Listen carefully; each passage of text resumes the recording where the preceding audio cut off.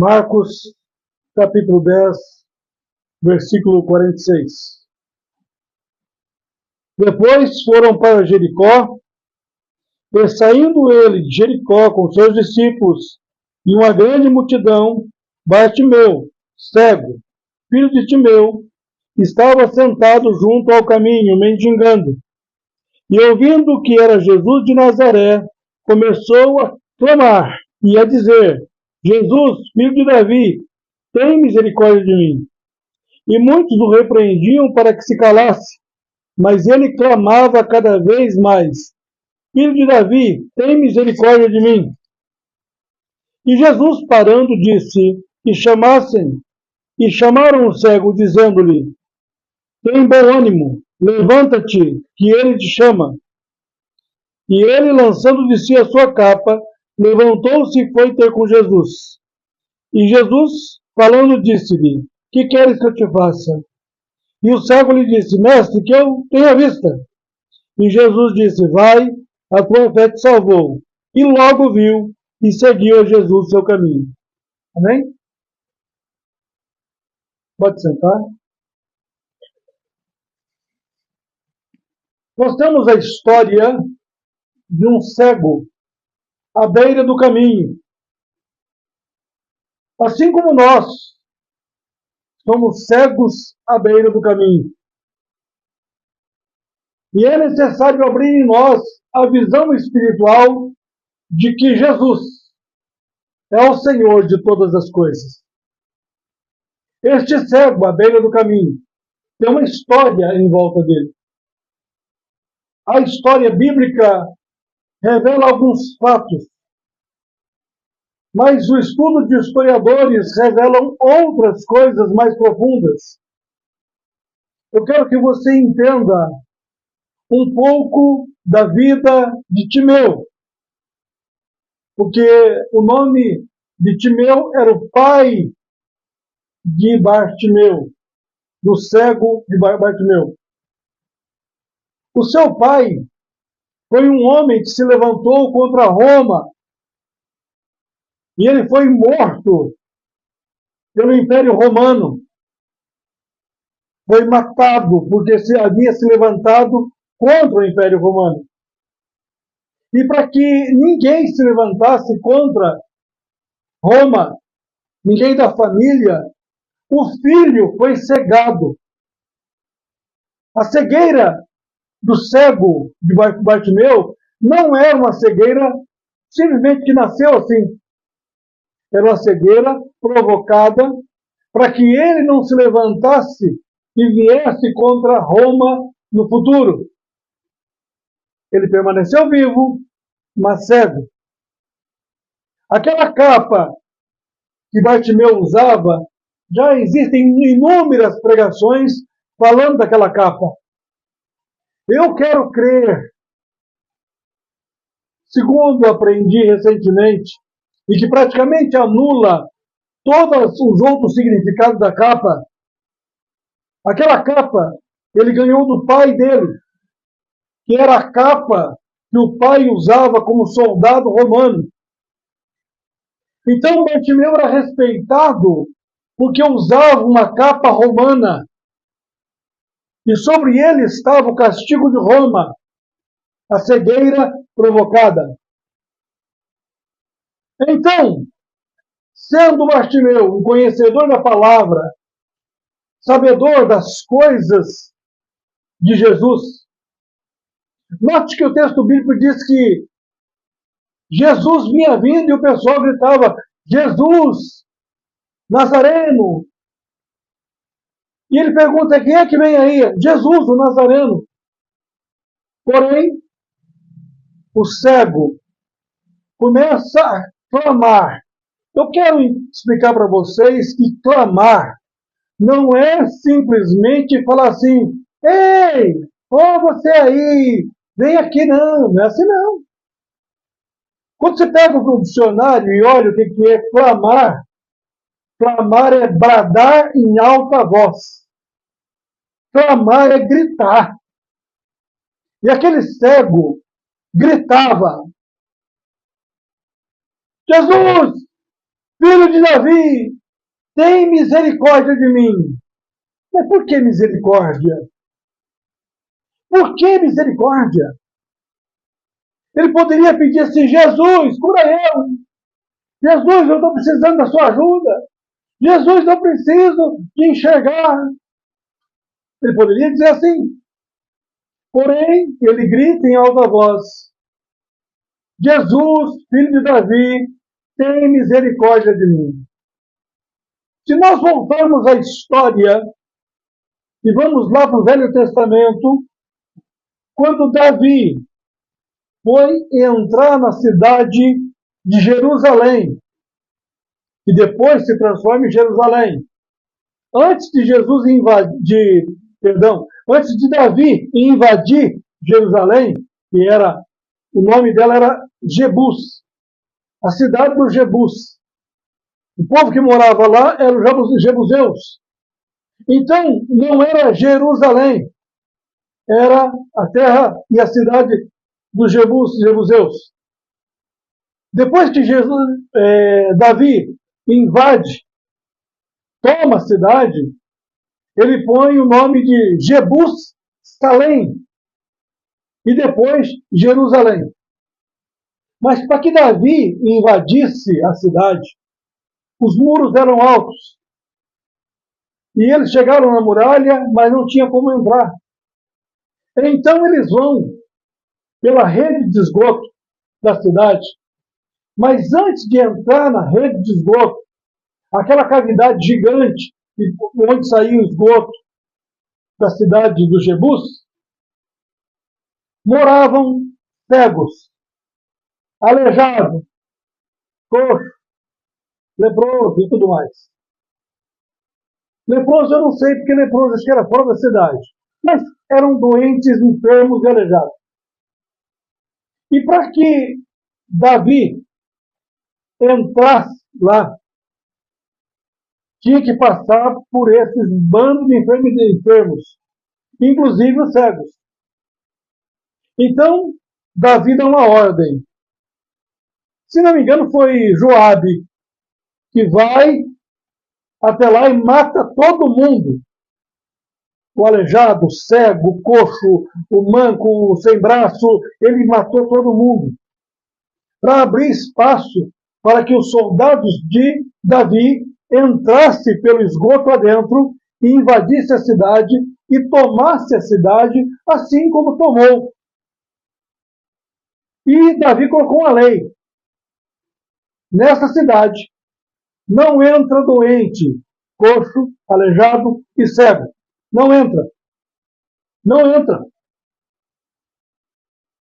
Então é o seguinte, continuando a história de Davi, um belo dia Davi pergunta para os seus servos: olha, eu estou aqui como rei de toda Israel, eu sou o rei, mas tem alguém vivo ainda que é da linhagem de Saul, de quem eu possa usar de misericórdia? Disseram para Davi: o filho de Jonatas, Mefibosete. Ele está escondido e ele é da linhagem de Saul. Davi fala o seguinte: vai buscar. Eu quero tratar de misericórdia com esse sujeito. E eles vão buscar Mefibosete. Só que quando a mãe e a mulher que cuidava de Mefibosete, quando saiu fugindo da guerra, provocada pelo próprio Davi também, Mefibosete cai um tombo e quebra as pernas. Então, Mefibosete está aleijado. Mas tem uma norma do rei que diz que em Jerusalém não entra aleijado. E como é que faz? Eles vão buscar Mefibosete, trazem no colo. Mas a ordem do rei é a seguinte: vou tratar com misericórdia. E eles trazem o aleijado e entra no palácio o aleijado. Aquela lei que não podia entrar aleijado e doente, nem coxo, nem cego, foi quebrada nesse dia em que Mefibosete entra e senta-se à mesa do rei. Aquele cego do tempo de Jesus sabia dessa história. Sabia também que ele estava cego porque o pai dele se levantou contra Roma. E então, quando ele escuta que vem entrando Jesus, e sabe que Jesus é da linhagem de Davi, então quando ele clama para Jesus, Jesus, filho de Davi, tem misericórdia de mim. Sabe o que ele está dizendo para Jesus?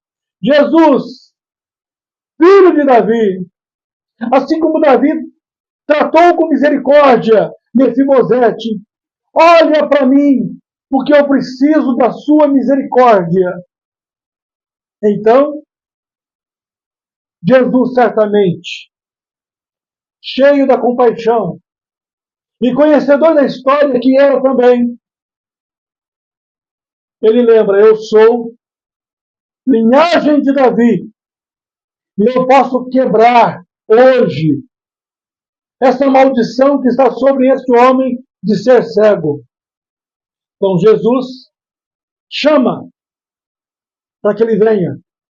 O texto diz que ele levanta, joga a capa nos ombros, e há quem diga que essa capa era a capa da miséria, a capa da desgraça, e cada um conta de um jeito. Eu quero dizer, hoje, aquela capa que ele jogou nas costas, era a capa que lembrava o pai dele, a história do pai dele. E ele coloca sobre as costas e se apresenta a Jesus. E Jesus o cura. Jesus realiza um milagre por causa da fé de Bartimeu. Eu quero dizer para a igreja hoje, quantos de nós precisamos da misericórdia de Jesus? Ontem eu recebi um áudio que me fez chorar.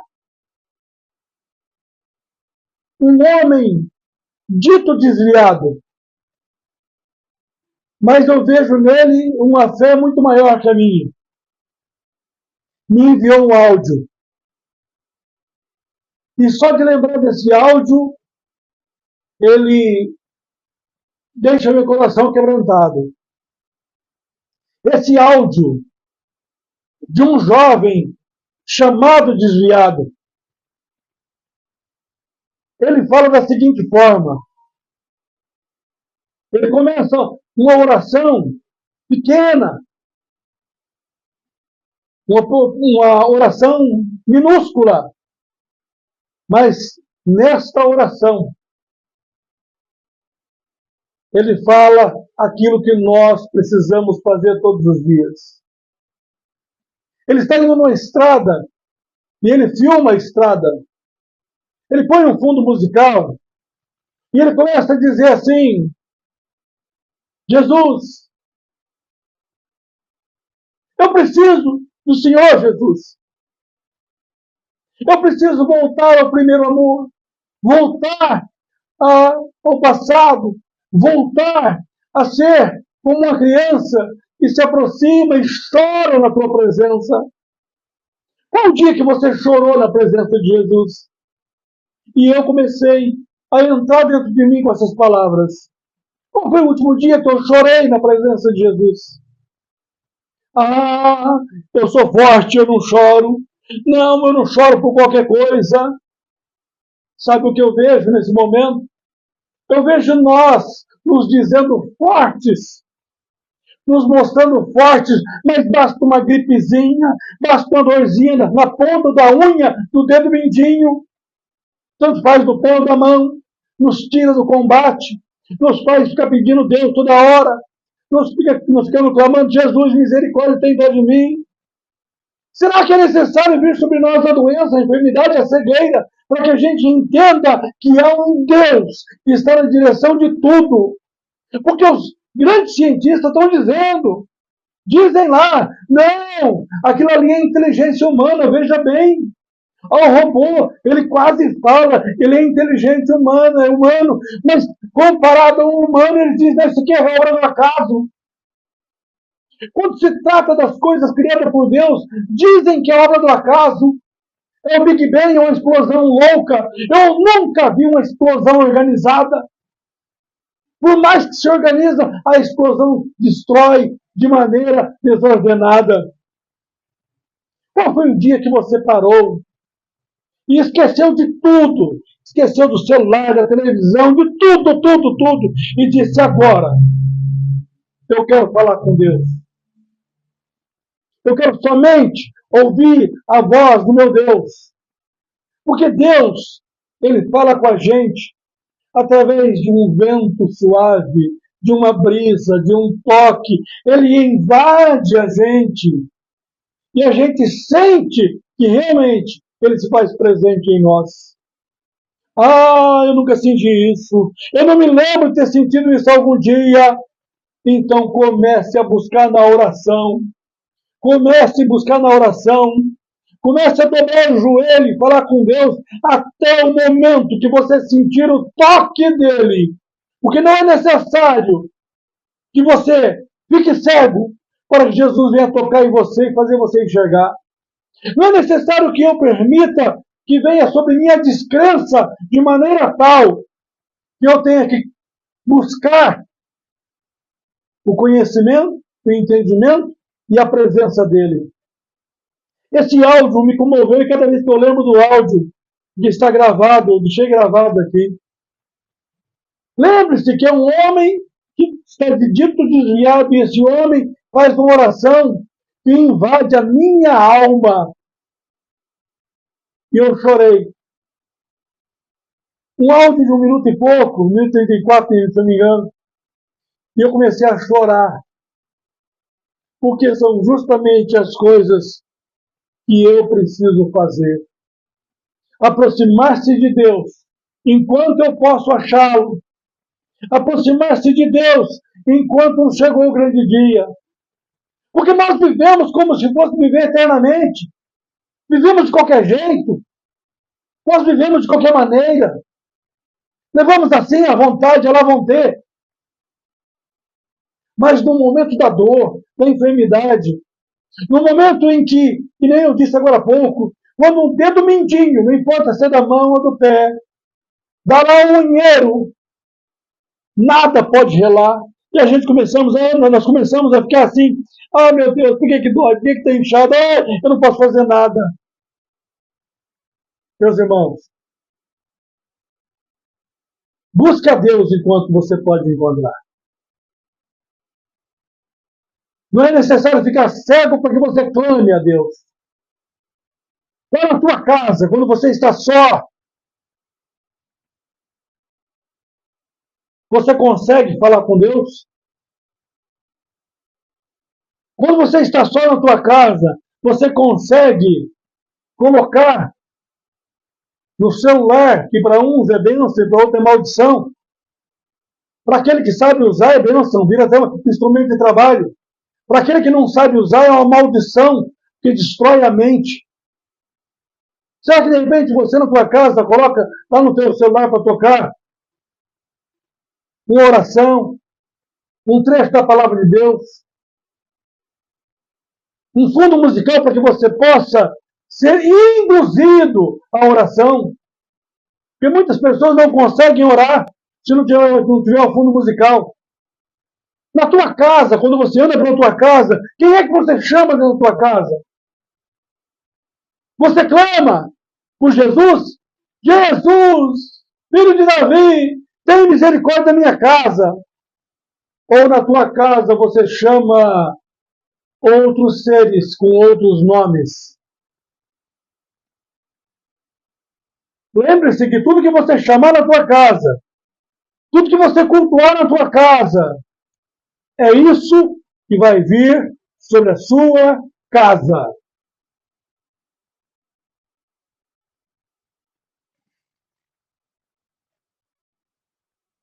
Jesus, filho de Davi, tem misericórdia de mim. Desligue, por favor.